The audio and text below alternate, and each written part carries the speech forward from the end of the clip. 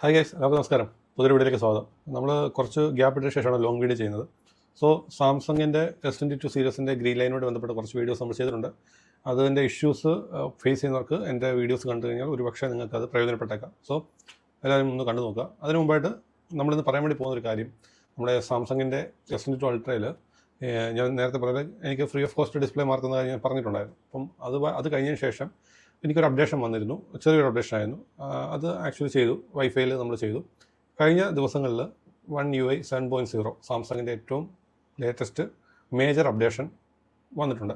ഏകദേശം 4.5 GB എൻ്റെ S22 അൾട്രയ്ക്ക് ഉണ്ടായിരുന്നത്. സോ ഇത് അപ്ഡേഷൻ ചെയ്യുന്ന കാര്യം ഒരു കൺഫ്യൂഷൻ ഉണ്ടായിരുന്നു. കാരണം വേറൊന്നുമല്ല, ഈ ഒരു അപ്ഡേഷൻ ചെയ്ത് കഴിഞ്ഞാൽ മേജർ അപ്ഡേഷനാണ്, ഇനിയും ഗ്രീൻ ലൈൻ വീഴുമോ? കാരണം ഓൾറെഡി ഞാൻ ഇത് ടെസ്റ്റ് ചെയ്തുകൊണ്ടിരിക്കുകയാണ് നമ്മുടെ ഫോൺ. കാരണം ഞാൻ അധികം എൻ്റെ റഫ്യൂസ് ചെയ്യാതെ തന്നെ ഇതിൻ്റെ എത്രത്തോളം ഇത് ഓക്കെ ആയിട്ടുണ്ട്, അല്ലെങ്കിൽ ഇതിന് ഇനിയും പ്രശ്നങ്ങൾ ഉണ്ടാവുമോ എന്നുള്ളതാണ്.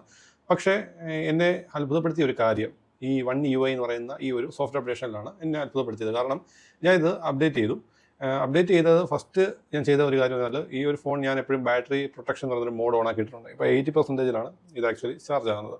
സോ അത് ഓട്ടോമാറ്റിക്കലി കട്ട് ഓഫ് ആകും. ഇപ്പോൾ നമ്മൾ ഓവർനൈറ്റിൽ ചാർജ് ചെയ്തിട്ടാലോ ഓവർനൈറ്റിൽ ബാറ്ററിക്ക് വേറെ ഇഷ്യൂസ് ഒന്നും വരത്തില്ല, നമുക്കത് അങ്ങനെ ഉപയോഗിക്കാൻ പറ്റും. സോ 80% ചാർജ് ആയതിനു ശേഷം ഞാൻ വൈഫൈ കണക്ട് ചെയ്തിട്ടാണ് ഇത് അപ്ഡേറ്റ് ചെയ്തത്. ഞാൻ പറഞ്ഞല്ലോ 4.5 GB ഏകദേശം ഉണ്ടായിരുന്നത്.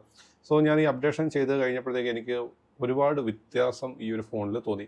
ഒരുപാട് ഫീച്ചർ പാക്കായിട്ടുള്ള ഒരു അപ്ഡേഷനാണ് സംഭവം വന്നിരിക്കുന്നുള്ളത് പറയേണ്ട കാര്യമാണ്. കാരണം ഈ S22 അൾട്ര ഇപ്പം S25 വരെ നിൽക്കുമ്പം ഈ ഒരു മോഡലിനും അടിപൊളിയായിട്ടുള്ള ഫീച്ചർ പാക്കായിട്ടാണ് കൊടുത്തിരിക്കുന്നത്. സോ പേടി ഉണ്ടായത് ഗ്രീൻ ലൈൻ വീഴുക എന്നുള്ളതായിരുന്നു. പക്ഷേ അങ്ങനെയുള്ള പ്രശ്നങ്ങൾ ഇപ്പം കുറച്ച് ദിവസങ്ങളായി വന്നിട്ടില്ല. സോ 2-3 അഡ്വാൻറ്റേജസ് ഉണ്ടായി. നേരത്തെ ബാറ്ററി ഡ്രെയിൻ നോർമൽ കുറച്ച് ഉണ്ടായിരുന്നു, മീൻസ് വലിയ കുഴപ്പമില്ലാത്ത രീതിയിൽ പോകുന്നുണ്ടായിരുന്നു. പക്ഷേ കുറച്ചും കൂടെ അത് മെച്ചപ്പെട്ടു, മീൻസ് ബാറ്ററി ബാക്കപ്പ് കുറച്ചുകൂടി മെച്ചപ്പെട്ടു എന്ന് വേണം പറയാം ഈ അപ്ഡേഷനിൽ. അതോടൊപ്പം തന്നെ നിങ്ങൾക്ക് ഇവിടെ കാണുമ്പോൾ അറിയാം, ഈ ഒരു വിഡ്ജറ്റ്സ് പല അടിപൊളിയായിട്ടുള്ള വിഡ്ജറ്റ്സ് വന്നിട്ടുണ്ട്. അതോടൊപ്പം തന്നെ കുറച്ചും കൂടെ എന്താ പറയേണ്ടത്, സ്മൂത്ത് ആയിട്ടുണ്ട്. നിങ്ങൾക്ക് ഇവിടെ കാണാൻ പറ്റും ക്യാമറയുടെ ഐക്കൺസ് മാറിയിട്ടുണ്ട്. ഐക്കൺസ് മാറി. അതോടൊപ്പം തന്നെ എന്താ പറയേണ്ടത്, മെനുവിൻ്റെ ഈ ഒരു നേരത്തെ സ്ലൈഡിങ് ആയിരുന്നു, ഈ ഒരു രീതിയിലായി സംഗതി. അതും നല്ല എന്താ പറയേണ്ടത്, എന്തോ ഒരു ബഗ്ഗുകളൊക്കെ കുറേ ഫിക്സ് ആയിട്ടുണ്ട്. ഒരു ഫ്ലിക്കറിങ്ങും കാര്യങ്ങളെല്ലാം ഒഴിവായിട്ടുണ്ട്.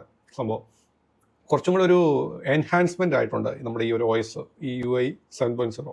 അതിനുശേഷം നമുക്ക് ഈ നോട്ടിഫിക്കേഷൻ ബാറിലേക്ക് വേണമെങ്കിൽ കാണാൻ പറ്റും. ഈ ഒരു രീതിയിലുള്ള നോട്ടിഫിക്കേഷൻ ബാറിലാണ് വന്നിരിക്കുന്നത്.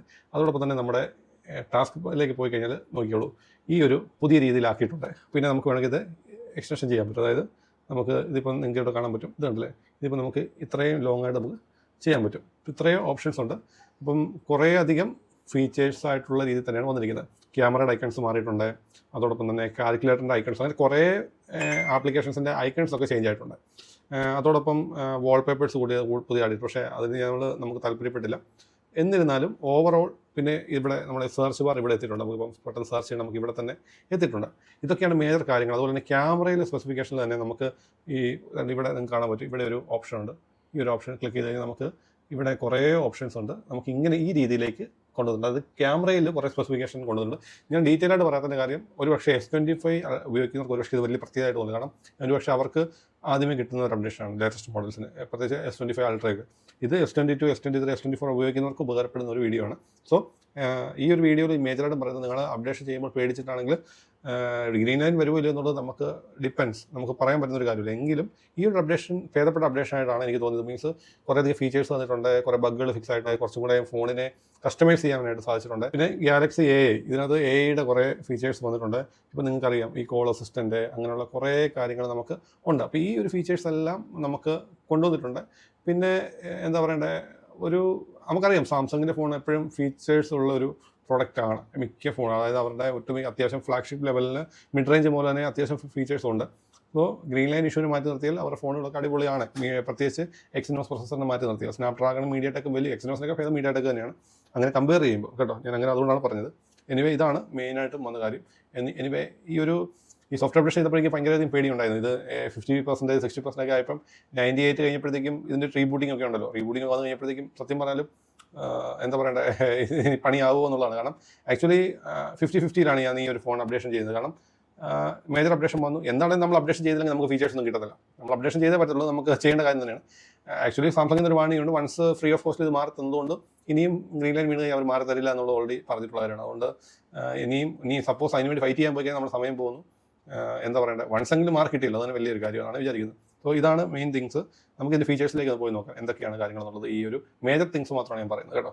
സോ വീഡിയോ ഇഷ്ടപ്പെട്ട സബ്സ്ക്രൈബ് ചെയ്യാൻ മറക്കരുത്, ലൈക്ക് ചെയ്യാൻ മറക്കരുത്. കാരണം യൂട്യൂബിൽ ലൈക്ക് ചെയ്യുന്ന വീഡിയോസിനൊക്കെയാണ് കുറച്ചും കൂടെ പ്രയോറിറ്റി കിട്ടുന്നത്.